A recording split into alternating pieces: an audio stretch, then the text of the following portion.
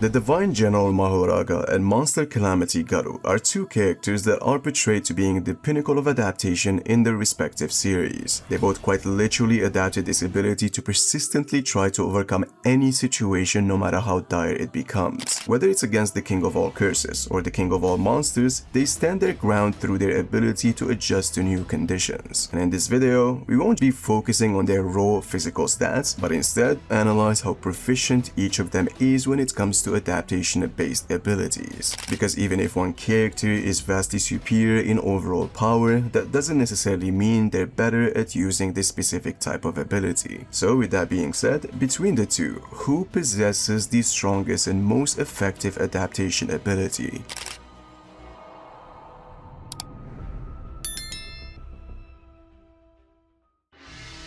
To start off with Garou, specifically Human Hunter, his first showing or insight of his level of adaptation took place in his fight against the S-class hero, Tank Top Master. Prior to this specific fight, Garou just never felt the need to adapt or evolve against his opponents for the simple fact that they were significantly weaker than him. Although he's still shown the ability to observe and analyze the situation as quickly as possible, as he was able to expose Blue Fire's secret at first glance, something similar or slightly inferior to Bang's dynamic vision demonstrated against Melzagard. But against Tank Top Master, this is an opponent that can inflict serious damage and possibly even defeat him. And while Garou didn't really need to evolve and simply was forced to change his approach to fit the context of this fight, he still memorized and figured out Tank Top Master's whole fighting style. What was effective before would simply not work anymore. However, this level of adaptability isn't beyond what a human being can do. Nothing really complex about breaking through a brawler's way of fighting when being relative in speed. Also, stating this while your opponent is throwing a Hail Mary punch isn't really all that impressive. But when human Garou is pushed to the brink of death, that's exactly where we see a major shift in his level of adaptation. You see, Garou, even when injured, poisoned and fatigued, his mind still allowed him to create the necessary plan, taking in consideration all factors in play to win what looked like a guaranteed lost battle. With this, we learn that he doesn't just adapt and analyze his opponent's fighting style, his body also forces itself to reactively evolve when facing a tough battle, which tells us that the speed of his adaptability and the way he evolves is highly impacted by his state of mind, and this is more true specifically when pushed to the absolute limits. This also seems to be the case when you factor in Garou's ability to copy techniques. Garou can mimic or copy the flow of physical moves he's seen for one single time. His body and mind forces him to use what he's seen before when his back is pushed to the wall. With this, it's very important to understand that just in a span of minutes, Garou goes from being completely overwhelmed to defeating every single one of these heroes, from breathing heavily and almost being unconscious to fighting and being relative to Genos, and from getting an absolute beating from the greatest martial artist to shocking them both with his explosive surge in strength. And so, the extent of the speed he can adapt, evolve and copy at is highly affected by his dire need to live and sheer willpower to overcome the situation at hand. However, it's also made clear that Garou's evolution isn't an automatic win mechanism. If he runs into a brick wall of pure overwhelming power or a fighter whose techniques are operating on a complexity level he can't even grasp, his ability to adapt won't be enough to save him. Take his failed attempt to hunt Watchdog Man for example. He didn't just lose, he was completely outmatched. He simply couldn't adapt to Watchdog Man's chaotic, unpredictable fighting style. And on top of that, the sheer gap in physical strength made things even worse. It was a legit clear demonstration of how ineffective he was in that specific matchup. So bottom line, if human Garou meets someone who's too fast, too strong, or has abilities that surpasses human knowledge, his ability to adapt to that point becomes pointless. However, regardless of all of this, we know for a fact that the more Garou evolves and gets stronger, either due his reactive evolution during the fight or experiencing near death, the better, faster, and proficient his adaptation skills become. He actually gets to a point where he essentially starts to develop immunities, resistance, and clenching teeth against superior downright strength. For example, in Garou's fight against Rover, Garou deduces that he most certainly wouldn't be able to survive one of Rover's extreme heat blasts. He tries to avoid them, he eventually gets hit by one, and Garou was certain he was going to die. But shortly after that, his evolution took a massive leap. He suddenly developed resistance to extreme heat. While this alone doesn't guarantee him a win against against Rover, it does in fact neutralize Rover's main method of attack. And that's insanely huge because now instead of being instantly overwhelmed, he can actually endure the fight and stand his ground against an opponent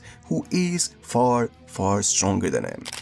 And so the main thing you can take from this is, Garou has essentially adapted to an attack that far exceeds his level of durability in a speed that is insanely impressive. We have to see the same concept being applied, but only this time it's toward an ability of a much complex nature. During Garou's confrontation with Geru, in the span of a brief conversational exchange, he subconsciously began resisting her psychokinetic restraints, and this type of power is described as a form of energy that surpasses human understanding. It becomes even more impressive when you remember that her abilities were amplified by God himself, and the fact that Garou could start adapting to and pushing back against that kind of force says a lot about how evolved his adaptation ability became. This becomes even clearer when he faces someone far stronger, specifically the Monster King Orochi. You see, in that fight alone, Garou goes from being effortlessly impaled by one of Orochi's horns to casually dodging and reacting to multiple of them. The difference in performance is almost immediate. On top of that, he gradually adapts to Orochi's flames to the point where they become practically ineffective. And yet, despite all of this, he still didn't manage to win. What this actually shows is that at this stage, even when Garou evolved at a much faster rate, it didn't matter against an opponent who is exponentially stronger in physical stats. So, Garou can adapt to poison, heat, flames, and other things of that nature, but against overwhelming physical strength, his only option is to try to physically evolve. I'll give you a good example regarding this matter. If you put Garou up against a monster like Golden S, he would have to evolve mid-fight to stand a chance, otherwise he simply dies. But if you match him against someone like Homeless Emperor, whose threat relies more on energy projectiles than overwhelming physicality, then Garou would most likely adapt to those attacks after tanking them once or twice. This actually backed up even more in his later fights. Darkshine starts the battle on an entirely different level of strength, clearly above Garou. But Garou's rate of evolution is so absurdly fast that he's able to climb Darkshine's level before getting put down. However, if you replace Darkshine at that specific stage with someone like Flashy Flash or Bang using his awakening breath, the gap would simply be too large that Garou's evolution speed wouldn't have enough time to bridge that difference before he's overwhelmed. And this is exactly how his reactive evolution works. If you're on the same level as Garou, you're not beating him. He'll grow mid-fight and surpass you easily. If you're only slightly stronger, that's still not enough. He'll adapt, evolve, close the gap, and eventually overtake you. The only real way to defeat him is to start exponentially stronger, so far above him that he doesn't get the time or the opportunity to evolve. Only at that point do you actually have a chance to put him down before he surpasses you. All of this with factoring in that the stronger Garou gets, the faster he evolves. Now take everything we've said so far about Garou's evolution and multiply it by hundreds, thousands, and potentially even millions when we start talking about Cosmic Fear Garou. You see, before this form, Garou's copying ability was mostly limited to physical techniques and martial arts. Even when unconscious, he could replicate movements and combat styles at a glance. But things such as psychic powers, reality warping attacks, nothing ever suggested he could just tap into those complex mechanics. But after he attained his cosmic state, literally everything changed. He explicitly gains knowledge of the flow of all energy and the behavior of all forces in the universe. That's certainly not just an increase in strength, that's a complete fundamental shift in how he operates. At this point of the story, he's capable of weaponizing nuclear fission, emitting cosmic radiation, and manipulating extreme electromagnetic forces. To simply say that he adapts is an understatement, as he doesn't just adjust to you over time, he becomes a stronger version of you almost immediately. We even see him rapidly grasp and replicate incredible complex abilities like gravity knuckle and hyperspace portals. That level of comprehension and execution shows that his evolution isn't limited to raw stats anymore. He actually extends to understanding and mastering the very mechanics behind complex techniques. And by this stage of the story, aside from Saitama's limitless growth, Garou can essentially adapt to anyone and anything. The Cosmic Fear state doesn't just enhance his evolution and copying, it pushes those abilities to their absolute peak. With the recent events in Jujutsu Kaisen Modulo, we finally gotten a clearer, practical look at how Mahoraga's ability actually works. To put it simply, the moment Mahoraga is summoned, any attack or phenomenon used on him, so long as it doesn't kill him instantly, will eventually stop working. The wheel starts spinning and the adaptation process begins immediately. From that point on, the only thing that matters is how fast he can adjust, and that speed is directly tied to how complex the ability is. For example, against straightforward attacks like Sukuna's slashes or Dabura's light beams, even though they were extremely effective at first, Mahoraga adapted in a very short time. The same principle applies to other direct, less intricate abilities, he just figures them out quickly. But when it comes to something far more complex, say like Gojo's Infinity and some of its layered applications, the adaptation took significantly longer. Reasons being is because Infinity isn't just a simple attack, it's a highly sophisticated spatial phenomenon.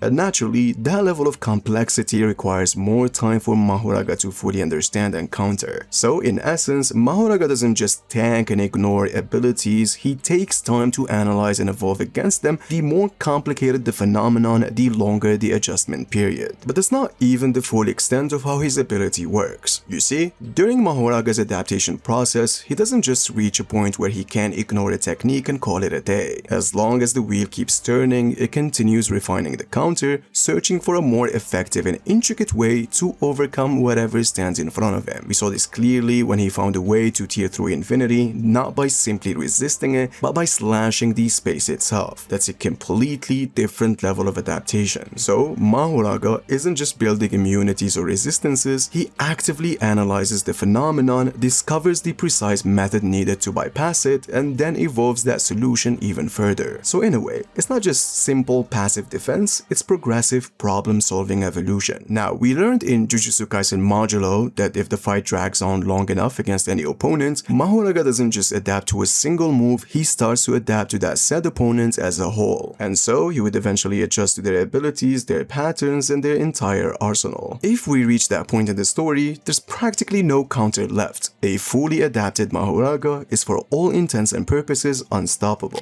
That's why the only real way to defeat him is to kill him before he adapts, something the narrator states outright. If an attack isn't powerful enough to completely annihilate him, he'll regenerate and keep pushing forward. You can't chip him down, you can't outlast him, you either erase him or you simply lose. We've seen this in his fight against Sukuna, where Sukuna understood this fact completely. Instead of relying on the same attacks Mahoraga was already adapting to, he finally used the Flame Arrow, a technique or a move Mahoraga hadn't seen yet and by extension never adjusted to. Sukuna made sure that that attack had enough destructive power to kill him before the adaptation process could fully take hold. Overwhelming destructive force delivered decisively before the wheel finishes turning. If a character doesn't have that level of firepower, then realistically Mahoraga would always win. Now, when it comes to physical evolution, the manga doesn't explicitly show Mahoraga undergoing drastic biological changes mid-fight. In the anime, however, we do see him alter his size and physically keep up with Sukuna on multiple occasions. And whether that's a stylistic enhancement or a literal extension of his adaptation ability is still up for debate. But anyways, bottom line, we know that his core strength lies in his conceptual adaptation, not just raw physical transformation. The point being, Mahoraga adapts to anything and it all depends on the speed of that said process. He adapts to physical attacks easily, needs a little bit more time for curse techniques, and needs much more for techniques as complex as Infinity. And if he keeps going and going, he would be able to adapt to his opponent's entire existence.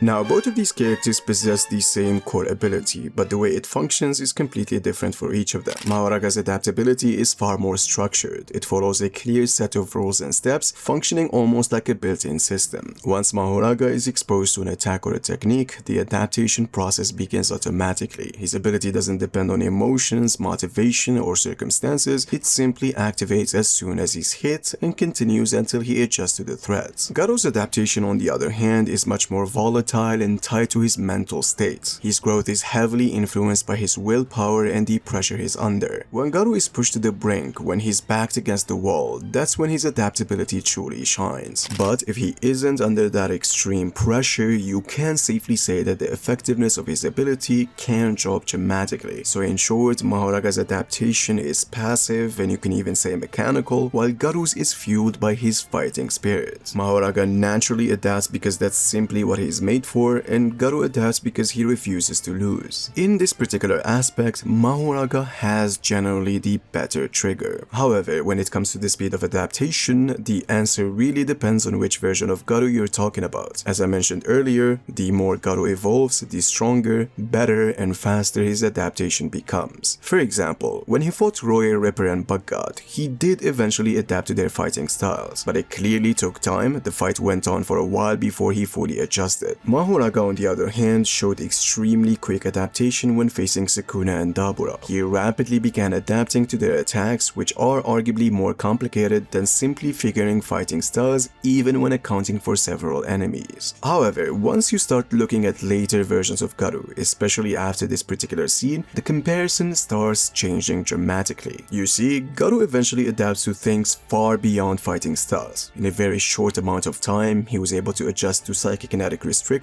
and he even forced his own adaptation to accelerate when he was hit with attacks that could potentially disintegrate him. That level of reactive evolution is much faster and more impressive, especially when compared to Mahoraga struggling to immediately adapt to Sukuna's flame arrow. So in a sense, when talking about phenomena that are on a similar complexity level, say like telekinesis, slashes, or instantaneous overwhelming destructiveness, Garou blows Mahoraga out of the water entirely. On the other hand, Mahoraga has shown the ability to adapt to phenomena that are far more complex than anything Garou has directly demonstrated adapting to. And in these situations, speed isn't always the most important factor. What matters the most for a lot of people is what Mahoraga is capable of adapting to that Garou can simply not. And given enough time, Mahoraga can even reach the point where he effectively adapts to his opponent's entire existence. It wouldn't be fair to frame this comparison entirely in Mahoraga's favor, as Garou also surpasses him in another crucial aspect: what happens during the adaptation process itself. You see, while Garou is adapting, he can copy techniques, improve his martial arts, and physically evolve in real time during the fight. We've seen this clearly in many of his bouts, especially against Platinum S. He begins the fight with relative speeds, but after fractions of a second, he already adapted to his style and evolved fast enough to completely eclipse him. And so, this is exactly where we draw a clear distinction between the two. When it comes to adapting to extremely complex phenomena like Gojo's Infinity or Yorozu's Perfect Sphere, Mahoraga's adaptation is ultimately superior if he's given enough time. But when it comes to adapting to an opponent's movements, fighting style, and combat techniques, Garou's adaptability is far more dynamic and effective. However, if you have to ask me which one is more superior, I would say that both of them would be the better choice depending on the circumstances. But I would be honest and say that Garou is ultimately the more impressive of the two. I think this because even when Mahoraga is placed in a favorable position, having the help of the King of All Curses to adapt to Infinity, he was still killed right after when a different attack was used. And as for Garou, is the exact opposite. He's always put in unfavorable positions and still manages to adapt and win. He doesn't just focus on one single aspect, he actively reads the opponent's entire arsenal. But on the long run, it's safe to say that Mahoraga does have better solutions. His ability can go as far as adapting to entire existence. However, when it comes to everything else, Garou is just better. Speed of adaptation, versatility, combat arsenal, and efficiency in evolving mid-fight. But the moment you bring Cosmic Fear Garou into the conversation, the entire debate starts to fall apart. At that level, Garou essentially outperforms Mahoraga in literally every category we've talked about. His adaptation becomes dramatically faster, he can instantly replicate incredibly complex abilities, and he continues to evolve without any clear limit. So even if you argue that Mahoraga can eventually adapt to an opponent's entire existence, Cosmic Fear Garou can take things a step further. He can practically become the opponent he's fighting.